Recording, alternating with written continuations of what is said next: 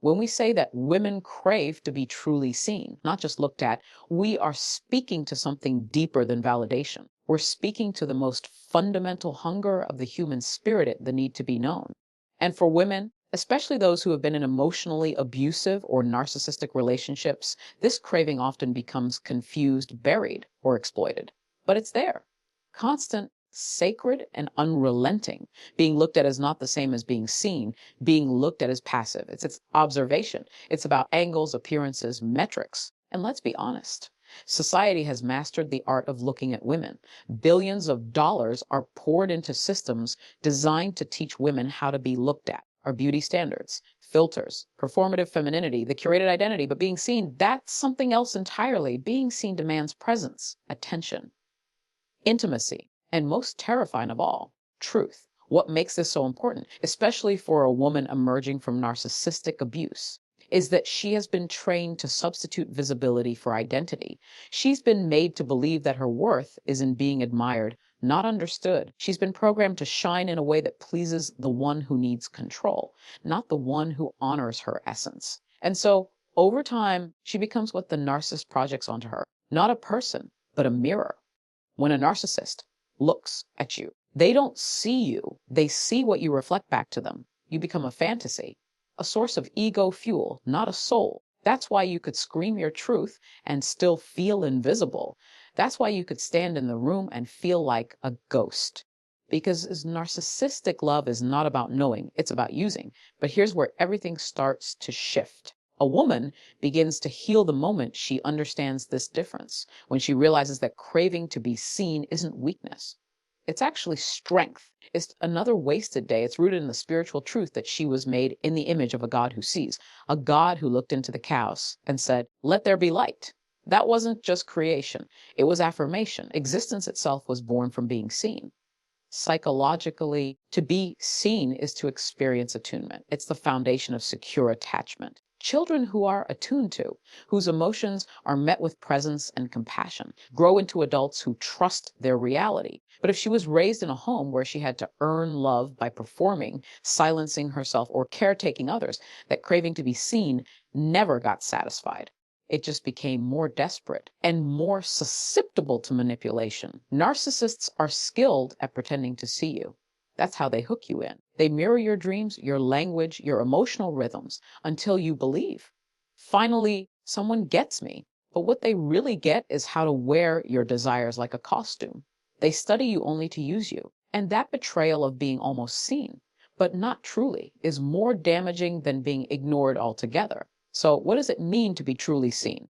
It means being met where you are, not where someone wishes you were. It means being allowed to be messy, uncertain, imperfect, and still regarded with warmth.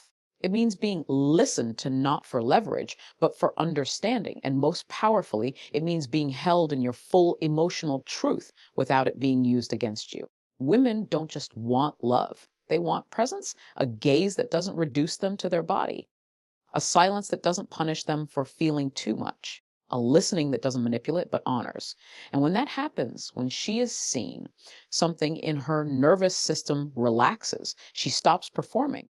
She stops trying to earn her right to exist. She simply is. And that is enough. And the beauty of this is that it doesn't even begin with someone else seeing her. It begins with her seeing herself. Because the truth is, if you've spent your whole life begging to be seen, chances are you've also spent your whole life avoiding your own reflection, not just in the mirror, but in the soul. You've learned to overlook your needs, suppress your voice, hide your anger, and call it humility. You've been taught that looking closely at your own pain is selfish, when in reality, it's the first step to freedom. When a woman dares to truly see herself, not through the lens of what others want her to be, but through the lens of who she actually is, she becomes unshakable. And when she becomes shakable, the narcissist loses their grip, because manipulation cannot survive in the presence of self-awareness. It cannot breathe in the light of truth. To be seen is not a luxury. It is a necessity. But it is not something you wait for. It is something you choose, first for yourself, then for the life you are building beyond survival. You do not need to shrink to be loved. You do not need to earn your worth by being palatable. You were never meant to be a mirror. You were made to be a light. another wasted. And once you see yourself clearly, no one can ever make you disappear again. When we talk about emotional safety, we're not just talking about comfort. We're not talking about everything feeling pleasant or peaceful on the surface. Emotional safety is not the absence of conflict. It's the presence of security. It's the quiet, steady assurance that you won't be punished for telling the truth, that your emotions won't be weaponized, that your vulnerability will not become ammunition in someone else's game. And yet, how many women have been taught to settle for surface level peace instead of actual emotional safety? Many women, especially those who have experienced narcissistic abuse, have learned to equate no fighting with every fine. But silence is not always peace. Often it's fear dressed up as calm. It's walking on eggshells, constantly adjusting your tone, your volume, your words, just to avoid triggering the other person. It's becoming so hyper attuned to someone else's moods that you forget how to identify your own. A woman in a narcissistic relationship is conditioned to view her emotional world as dangerous. She's told, directly or indirectly, that her feelings are too much, that her sadness is manipulative, her anger is disrespectful, her needs are inconvenient. Over time, she learns to mistrust herself. She begins to believe the lie that emotional pain is a flaw, that emotional expression is selfish, and that the only way to keep the peace is to stay silent. But deep down, there is still a craving for safety. Not false safety, real safety, the kind where her full humanity is allowed to show up, where she can speak without calculating, cry without apologizing, rest without guilt. That kind of safety doesn't come from compliance. It doesn't come from avoiding hard conversations or tiptoeing around someone else's ego. It comes from being in the presence of someone who doesn't require you to self-abandon in order to be loved. What's profound and painful is that many women have never actually experienced this kind of safety in their lives, not in their childhood homes, not in their first relationships, not even in some of their spiritual communities. They've been rewarded for being agreeable, not authentic, praised for being quiet, not courageous. And so they've learned to adapt by shutting down, calling it maturity. But repression isn't maturity, it's survival. And survival isn't living. If you've ever found yourself crying alone in the bathroom because it felt safer than crying in front of someone who mocked you for it, you know exactly what I'm talking about. If you've ever carefully edited your truth to avoid conflict, if you've ever smiled when you were actually dying inside just to maintain the illusion of peace, and that illusion, it's dangerous because it teaches women to tolerate mistreatment in the name of stability. It teaches them to view self-erasure as wisdom. It convinces them that being emotionally invisible is the price they must pay to avoid abandonment. But what if the real abandonment is when you leave yourself? What the most dangerous betrayal isn't when they walk away? It's when you stop showing up for your own heart. We have to start re-teaching women that their emotions are not liabilities. They are signals, that their discomfort is not drama, it's data, that their tears are not manipulative. They're sacred. A woman does not become too much simply because she refuses to be numb. Here's what emotional safety actually looks like. It's when a woman can say, I'm not okay, and not be shamed for it. It's when she can say, I need space, and not be guilt tripped. It's when she can express frustration without being accused of being unstable. It's when she can ask for help without being seen as weak. It's being not handled. It's being understood, not fixed. It's being loved, not managed. And yes, it's rare, but that doesn't mean she's asking for too much. It means she's asking for the bare minimum of what love is supposed to be. When a woman begins to understand this, her entire framework changes. She stops trying to keep the peace by killing pieces of herself. She stops apologizing for being emotionally complex. She stops mistaking suppression for strength. And maybe for the first time in her life, she stops performing and simply exists. That is the beginning of healing. When a woman no longer sees her emotions as threat but as wisdom, when she learns to walk away from situations that only love the version of her that is silent and compliant, when she dares to believe that real love doesn't just tolerate her emotional world, It welcomes it. This is the difference between surviving and thriving, because thriving doesn't mean you never cry. It means you no longer cry alone in secret. It means your pain is no longer hidden, it's held. Your truth is no longer whispered, it's spoken. Your heart is no longer armored, it's free. And once a woman has tasted that kind of safety, she will never again confuse silence with peace. True peace doesn't ask you to disappear. It invites you to be fully, fiercely, and unapologetically present. There's a kind of strength that women crave, but it's not the kind that dominates a room or demands submission. It's not the loudest voice or the harshest rule. It's something deeper. It's the kind of strength that offers safety without suffocating, direction without control. It's power that protects, not power that possesses. The tragedy is many women have never known the difference, especially those who've survived relationships with narcissistic men, because narcissists are masterful at disguising control as strength. At first glance, they appear confident, decisive, even protective. But beneath that aid is something hollow. The kind of man who doesn't lead. He manipulates. He doesn't anchor you. He traps you. And he calls it love. But love doesn't need to dominate to prove its worth. Real strength doesn't shrink you to feel taller. It doesn't control your mind, isolate your voice, or twist your identity to preserve its illusion of superiority. And yet, this is exactly what the narcissist does. He pretends to be the rock, but he shatters you. He mimics authority, but it's insecurity in disguise. The result, a woman who begins to doubt her own craving for strength. She questions herself, do I even want a man who leads? Am I asking for too much if I want support? Maybe independence means I shouldn't need anyone at all. And this is where the deeper damage is done. Not just to her relationships, but to her relationship with herself. Because now she doesn't just mistrust men, she mistrusts her own desire for masculine stability. But here's the true thing is just another wasted day. The craving was never wrong. The wiring was never broken. What's broken is the way it's been distorted and exploited. You were designed not as a passive creature, but as someone deeply intuitive. A woman's soul recognizes true strength. She's drawn to it for a reason, but that draw gets hijacked when trauma enters the equation. If the only kind of strength you've known has been coercive, then healthy strength can feel foreign, even boring. You may mistake gentleness for weakness and control for care. That's not your fault. It's your nervous system doing what it had to do to survive. But now it's time to rewire that instinct, to stop running from strength and instead to redefine it. Real strength isn't about domination. It's about discipline. It's not unpredictable outbursts followed by apologies. It's consistent presence.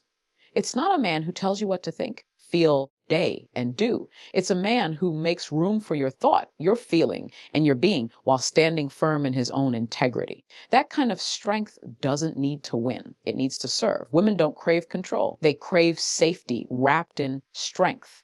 A masculine presence that doesn't collapse under pressure or retaliate when challenged, one that can hold tension without exploding, that can guide without silencing, that can lead without eclipsing. That kind of strength is rare, but it is real. And when a woman experiences it, something in her relaxes. She no longer feels like she has to fight for space or defend her dignity. She doesn't shrink, she expands. She stops bracing for emotional whiplash and starts breathing in stability. Her femininity is no longer in survival mode.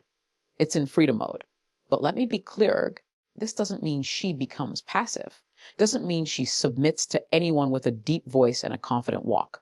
No, it means she becomes more fully herself because the environment finally allows for her wholeness. And it means she stops settling for weak men who dress their ego up as authority. Weakness isn't in being soft. Weakness is in needing to dominate to feel secure. And the narcissist is above all else emotionally weak. He cannot stand the presence of a strong woman, not because she's too much, but because she exposes what he is not. So he'll try to tear her down, make her doubt her instincts, and call her high standards unreasonable. He'll say she's difficult, demanding, damaged. But in truth, she's dangerous to his illusion. You see, the woman who craves real strength is not desperate. She's discerning. She's done playing games with boys in men's clothing. She's done trading authenticity for artificial peace. She's done being impressed by control and calling it leadership. She's ready for strength that listens, that holds space, that doesn't need to control the room to feel seen. But here's where it begins, not in finding that strength in someone else, but in becoming it for yourself. You are not helpless. You are not waiting to be rescued. You are not a side character in someone else's story. You are the fire and the foundation. And when you anchor yourself in your own inner strength, you stop attracting weakness in disguise because now your standard has changed. You no longer crave strength because you're afraid. You crave it because you recognize it, because it matches the power already waking up inside of you. It's just another way stay. Real strength isn't something you submit to, it's something you rise beside. There comes a moment in every woman's life, often after a season of heartbreak, betrayal, or breakdown, where she asks herself a question that cuts deeper than all others. Was there a reason for all of this? Was the pain just pain, or is there something sacred buried beneath the rubble? Is this suffering just a scar, or is it the soil from which something eternal is supposed to grow? Women crave a purpose bigger than the pain, not because they're weak, but because they are wired for meaning. It's not enough to just get through it, to survive. She needs to know that the ache, the tears, the confusion, the nights spent wondering if she was crazy, all of it were not in vain. She needs to know that her story is more than a tragedy. She needs to know there's a redemption arc. This need for meaning is not delusion. It's not wishful thinking. It's spiritual intelligence. It's the inner compass that refuses to accept chaos as the final word. And yet narcissistic abuse distorts this longing. It weaponizes it. The narcissist feeds on this very craving for purpose, promising her that their connection is meant to be, that the turmoil is a test, that the relationship is a soulmate bond wrapped in destiny. He will spiritualize the dysfunction, turning her own hunger for depth into a trap. And so she stays longer than she should. She fights harder than she has to. She interprets pain's pain as proof that it's important. She makes meaning where there is only manipulation. But real purpose doesn't leave you depleted. It doesn't gaslight your instincts. It doesn't demand the sacrifice of your identity to justify the storyline. Real purpose has fruit. It bears something. Even if it hurts, it births something deeper, wider, more alive than what existed before. It gives you back to yourself, not takes you away from yourself. The truth is, trauma without meaning becomes torment. It loops. It freezes your life in a single chapter. But trauma processed in truth and interpreted through the lens of purpose can become the very thing that forges your inner foundation. It doesn't erase the pain, but it transforms it. It turns words into wisdom. It turns silence into voice. It turns survival into vision. This is why women often rise from abusive relationships with a fire they didn't know they had. Because once she sees the lie for what it was, once she realizes that she is not crazy, not dramatic, not broken, she begins to reclaim her story. And when a woman starts telling the truth about what she's lived through, something sacred happens. She stops begging for someone to validate her pain, and she starts using her voice to validate others. That is purpose. You weren't meant to drown in the experience. You were meant to surface with clarity, with self-knowledge, with discernment so sharp, no one can lie to you the same way again. You were meant to see through the illusions, not just in others, but in yourself. The illusions that told you that love was supposed to hurt, that loyalty meant staying, that silence was strength, that your worth was proven by your ability to endure. No, you were not built just to endure. You were built to evolve. Your pain is not proof of your failure. It is proof of your capacity. Because some women are not called to quiet lives. Some are called to deep transformation. And transformation never begins in comfort. It begins in rupture, in disillusionment, in the moment you realize that the person you were trying to save was never going to change. And you were the one waiting for yourself all along. The craving for purpose is what drives you to get back up. It's what stops the spiral. It's what refuses to let the darkness define you. But purpose doesn't come handed to you wrapped in certainty. It comes when you begin to ask new questions. When you stop asking, why did this happen to me? And start asking, what might this be awakening in me? That shift is everything. It's the difference between victimhood and power, between bitterness and clarity, between shutting down and showing up. You don't have to pretend the pain was beautiful. You don't have to romanticize what nearly destroyed you, but you can tell the truth. And the truth is this: it didn't end you. And if it didn't end you, then it's not the end of your story. The fire didn't come to consume you. It came to reveal what couldn't be burned. You want purpose. Start here. Start by honoring what you lived through. Start by telling the truth about what you gave up, what you lost, and what you learned. Purpose doesn't always come in a grand revelation. Sometimes it starts by simply refusing to go numb, by breathing through the grief, by standing in your story without shame. And one day you'll look back, not with pride in what they did, but awe at what you became. Because you didn't just survive, you emerged wiser, clearer, free. Your pain is not who you are, but what you do with it, that's who you become.